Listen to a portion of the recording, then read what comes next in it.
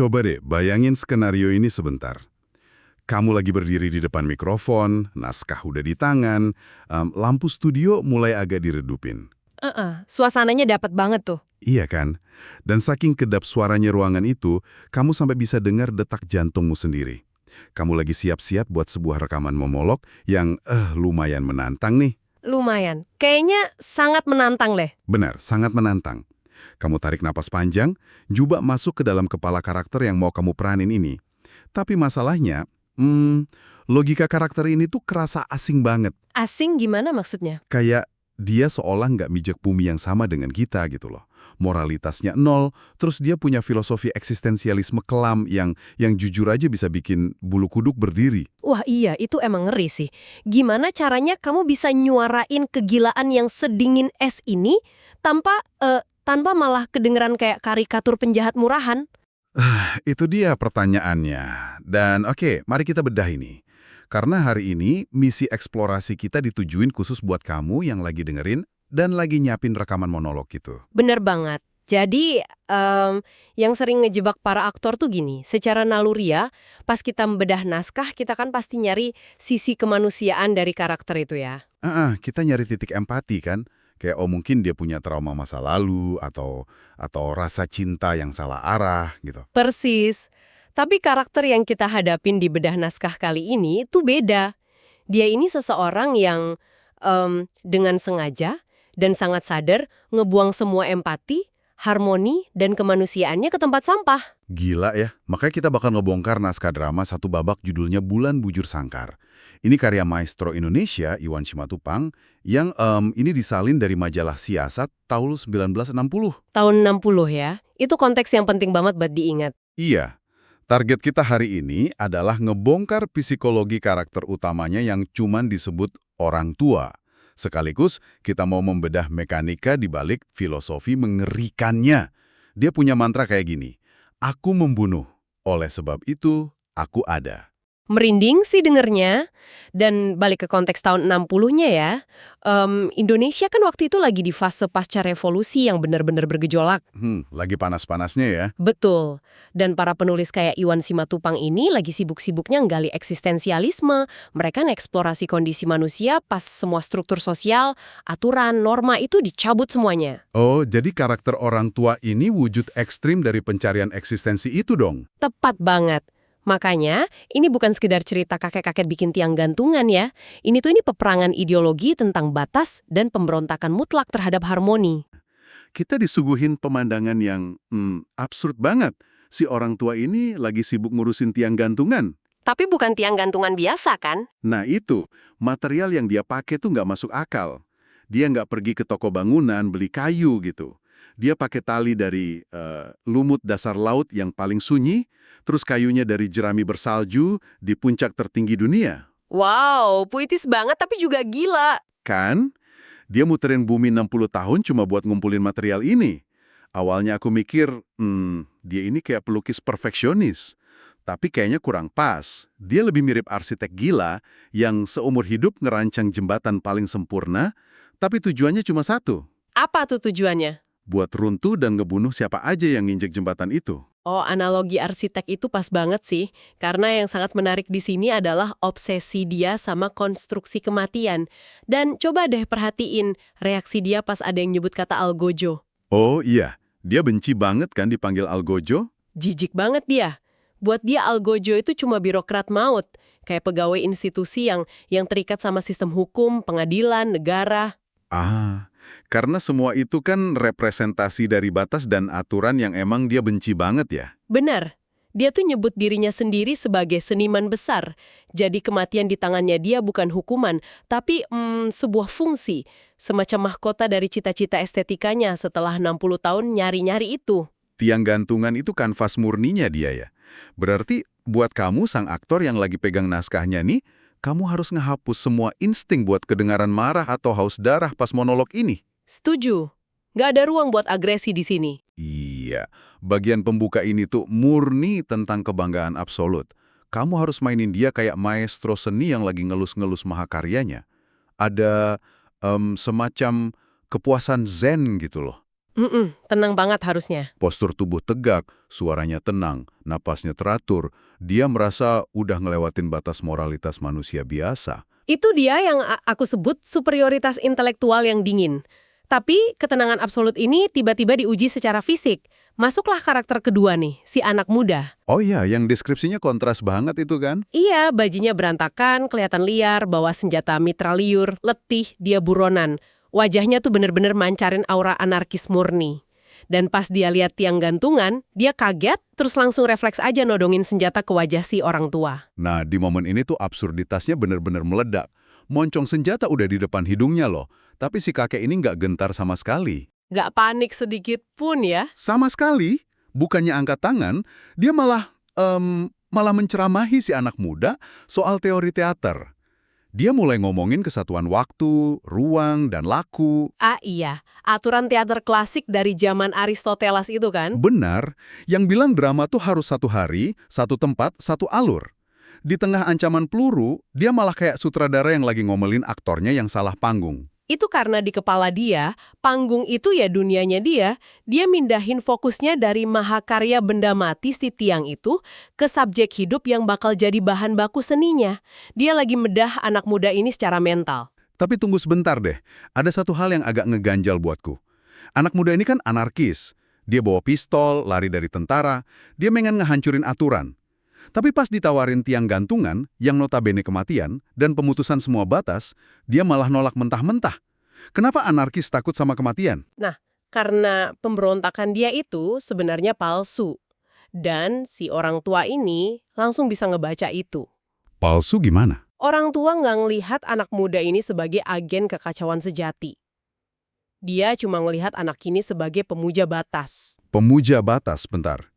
Dia kan lagi ngelawan tentara yang bikin batas itu sendiri. Justru di situ mekanismenya bekerja. Identitas anarkisnya itu kan bergantung banget sama eksistensi tentara yang ngejar dia. Konsep ngejar dan dikejar ini masih main di dalam kerangka tata tertib dan aturan negara. Oh, ngerti aku. Kalau dia memberontak, artinya dia mengakui ada tembok aturan yang lagi dia tabrak dong. Tepat. Orang tua nawarin maut sebagai pembebasan sejati, putus total dari semua sistem. Tapi anak muda nolak. Dia bilang talinya terlalu lurus dan licin. Terlalu lurus dan licin. Wow. Iya, anak muda masih butuh batas. Dia masih butuh tempat persembunyian nyata. Dia belum siap masuk ke ranah ketiadaan. Mengagumkan banget sih ini. Filosofi orang tua benar-benar nelanjangi kepalsuan si anarkis persis di depan senjatanya sendiri. Nah, buat kamu yang di depan mikrofon, catat dinamika ini ya. Penting banget nih instruksinya. Kamu emang lagi ditodong senjata, tapi kamulah yang pegang kendali di ruangan itu. Rasain gimana karaktermu mandang anak muda cuma sebagai, lelucon intelektual, suaramu nggak boleh getar sama sekali, kamu yang ngedikte temponya. Ketenangan itu kuncinya. Ancaman fisik tuh udah nggak ada artinya buat si orang tua.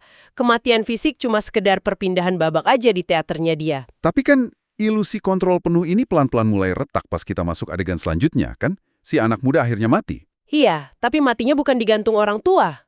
Nah itu, dia malah tertembak tentara di luar panggung. Terus orang tua gantung mayatnya di tiang, mungkin buat ngejek kali ya. Dan tiba-tiba, elemen baru masuk. Karakter perempuan datang. Tunangannya si anak muda yang mati itu. Betul. Dan kehadirannya ini bawa masuk dunia luar yang paling dihindari orang tua. Ada cinta, ada kesedihan, ada ikatan sosial. Dan nah, disinilah ini menjadi sangat menarik. Mayat si pemuda itu jadi portal ya.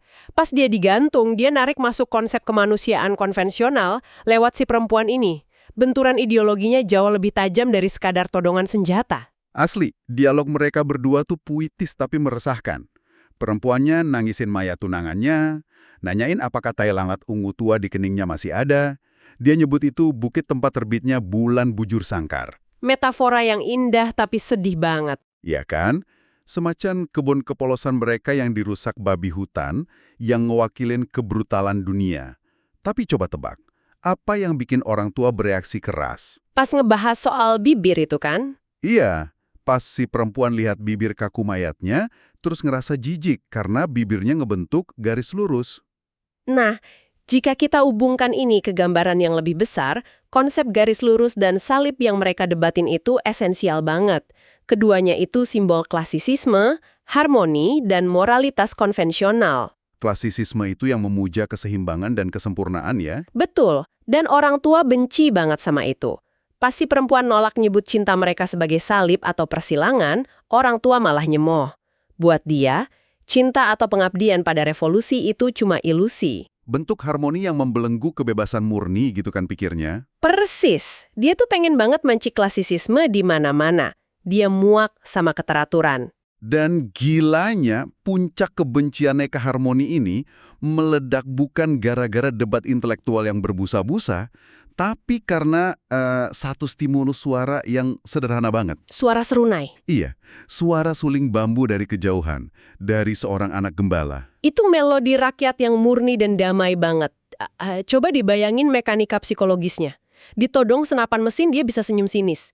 Tapi dengar suara suling anak kecil dia langsung hilang akal, murka sejadi-jadinya. Kenapa bisa gitu ya? Karena harmoni musik itu representasi paling mutlak dari kedamaian tanpa gesekan. Semacam surga gitu. Buat entitas yang mendedikasikan hidupnya buat disharmoni, kedamaian itu racun. Oh, karena itu ngebuktiin kalau dunia tetap bisa baik-baik aja tanpa intervensi jagatnya dia. Bener 100%.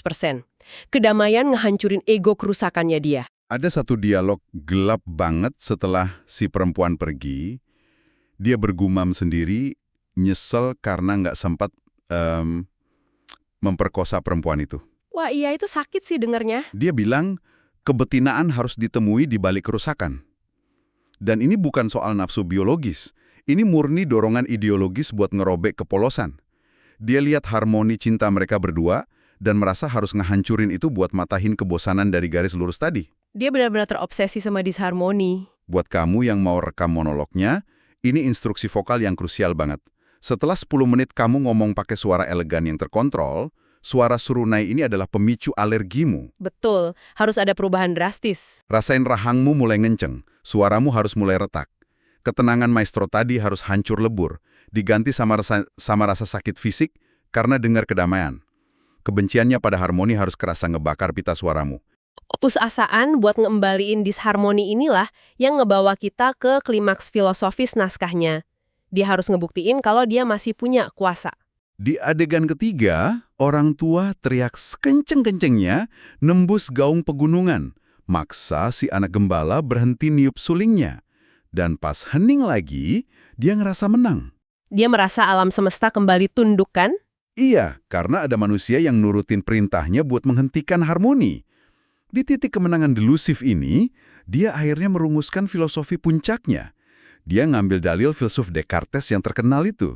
Yang cogito ergo sum itu kan? Aku berpikir maka aku ada. Benar. Tapi dia melintirnya jadi kalimat yang ngeri banget. Aku membunuh, oleh sebab itu aku ada. Jadi, apa makna dari semua ini sebenarnya? Kenapa dia ngerubah dalil itu? Ini memunculkan satu pertanyaan penting tentang gimana pikiran dia bekerja. Konsep asli Descartes itu kan validasi internal ya. Mikir berarti kita ada di dalam diri kita. Pembuktian ke diri sendiri. Tapi buat orang tua, alam semesta tuh udah kehilangan makna.